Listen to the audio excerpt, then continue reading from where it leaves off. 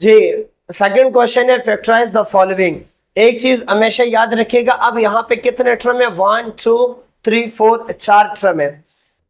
तो याद रखिएगा फैक्टराइज में जब भी 4 टर्म आ जाए फिर हम लोग क्या करते हैं, दो दो में से कॉमन लाते हैं। सवाल हमारे पास है 7x plus x Z plus 7z plus z का स्क्वायर। अब इन दोनों में से हम लोगों ने कॉमन लेना है और इन दो टर्म में से हमने कॉमन लेना है।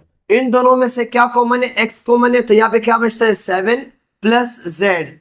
अब इन दोनों में प्लस जेड जो है वो कॉमन है, यहाँ पे क्या बचता है 7 प्लस जेड बाहर गया तो एक जेड अंदर बचता है। अब 7 प्लस जेड जो है वो आपके पास क्या है कॉमन, और यहाँ पे क्या बचता है x प्लस यहाँ पे क्या बचता है आपके पास z। सो ये आपका क्या हो गया आंसर। एज इट इज वैसे क्वेश्चन नंबर 2 है हमारे पास। क्वेश्चन नंबर 2 है 9th a square b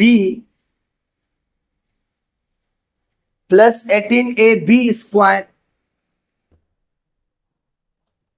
minus 6ac minus 12bc।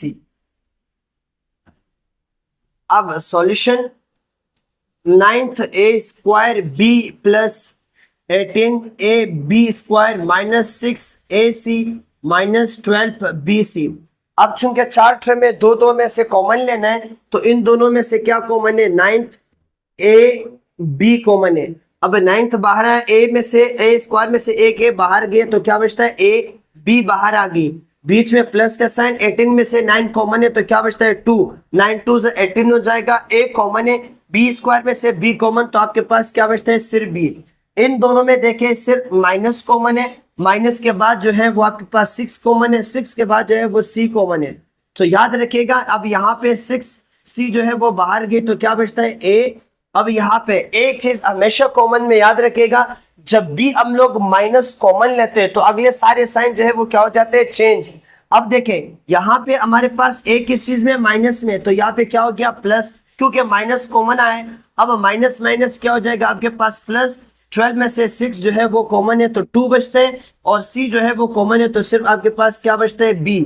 अब a प्लस 2b और यहाँ पे क्या बचता है 9th a b minus 6c, ये आपका क्या हो गया आंसर। एज इट इज वैसे के हमारे पास क्वेश्चन नंबर 3 है।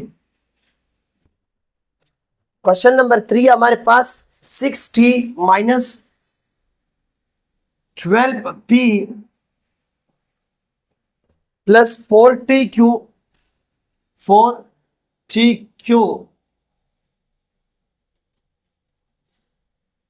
Minus 8pq। अब सॉल्यूशन, सवाल है 6t minus 12p plus 4q minus 8pq। अब इसमें देखें इन दोनों में से पहले 6 कॉमन है आपके पास।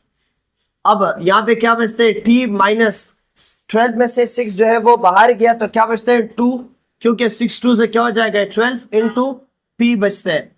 अब इन दोनों में क्या कॉमन है प्लस 4 और क्या कॉमन है q। अब जब 4 प्लस q कॉमन गया तो यहाँ पे हमारे पास क्या बचते हैं t माइनस 8 में से 4 कॉमन है तो 4 2 से क्या हो जाएगा 8, q कॉमन गया तो आपके पास क्या बचते हैं p। अब t minus p, t minus 2p ये कॉमन है, t माइनस 2p और यहाँ पे 6 प्लस 4q जो है वो आपके पास कॉमन। सो ये आपका आंसर। एक चीज हमेशा याद रखेगा, यहाँ पे जब सेकेंड टर्म में आप लोग कॉमन लेंगे, अगर यहाँ पे प्लस का साइन है तो प्लस के साइन कॉमन आएगी, अगर यहाँ पे माइनस का साइन है तो माइनस के साइन कॉमन आएगी। लेकिन एक चीज याद रखिए, माइनस का जो साइन है वो आगे सारे साइन चेंज कर देते हैं, लेकिन प्लस का जो साइन है वो आगे जाके साइन चेंज नहीं करता बल्कि साइन वही रहता है। As it is question number 4 है हमारे पास। क्वेश्चन नंबर 4 है R square plus 9th R S minus 7 R S minus 7th R S minus 63 S का स्क्वायर। अब solution R square plus 9th R S minus 7th R S minus 63 S का square. अब इन दोनों में क्या common है? Are common है, सो यहाँ पे क्या बचता है? आर, और यहाँ पे प्लस 9th आर चूंकि कॉमन गया तो क्या बचता है? एस। अब इन दोनों में से सबसे पहले माइनस कॉमन है, उसके बाद 7 कॉमन है, और क्या कॉमन है आपके पास? एस। अब यहाँ पे आपके पास क्या बचता है? आर। माइनस चूंकि कॉमन लिया तो अगले साइन चेंज हो जाएगा, ये माइनस है तो क्या हो जाएगा? प्लस। 7 कॉमन लिया तो यहाँ पे क्या बचता है? 9, क्योंकि 7 9 से क्या हो जाता है? 63। एस स्क्वायर में से एक एस कॉमन गया तो सिर्फ आपके पास क्या बचता है? S. R plus 9s, R plus 9s ये आपके पास कॉमन है, आर प्लस 9s, तो यहाँ पे आपके पास क्या बचता है? आर माइनस 7s, ये आपका आंसर। जी, क्वेश्चन नंबर 5 है हमारे पास, y square upon 4 minus y square z upon 4 minus z का square T upon 9 plus z का क्यूब टी अपॉन 9। अब इन दोनों में आप देखें, इन दोनों में सबसे पहले y आपके पास वाई स्क्वायर कॉमन है, अपॉन में 4 कॉमन है, सो यहाँ पे वाई स्क्वायर अपॉन 4 कॉमन गया तो क्या बचता है आपके पास? 1। उसके बाद माइनस वाई स्क्वायर बाहर गया, 4 को बाहर गया तो आपके पास क्या बचता है? z। इसमें से सबसे पहले माइनस कॉमन है तो z स्क्वायर जो है वो कॉमन है, उसके बाद z स्क्वायर के बाद t कॉमन है, अपॉन क्या कॉमन है? 9। अब z square t upon 9 common गया तो क्या बचता है? 1। चूंकि माइनस कॉमन लिया था अगला साइन क्या है? चेंज हो जाएगा, प्लस है तो माइनस हो जाएगा, क्योंकि प्लस माइनस माइनस। उसके बाद z स्क्वायर कॉमन गया, t कॉमन गया, 9 कॉमन गया तो सिर्फ आपके पास क्या बचता है? z। अब 1 माइनस जेड इंटू यहाँ पे क्या बचता है? Y square upon 4 minus Z square T upon 9, so ये आपका क्या हो गया? Answer. As it is question number 6 से हमारे पास 10th X Y upon 11 plus 5x Z upon 11 minus 14 Y square upon 11 minus 7 Y Z upon 11। अब इसमें देखें, सबसे पहले तो आप लोगों के पास 5 कॉमन है, 5 के बाद क्या कॉमन है? x कॉमन है, अपॉन में 11 कॉमन है। जब 5 कॉमन गया तो यहाँ पे क्या बचता है? 2, क्योंकि 5 2 से क्या हो जाएगा? 10।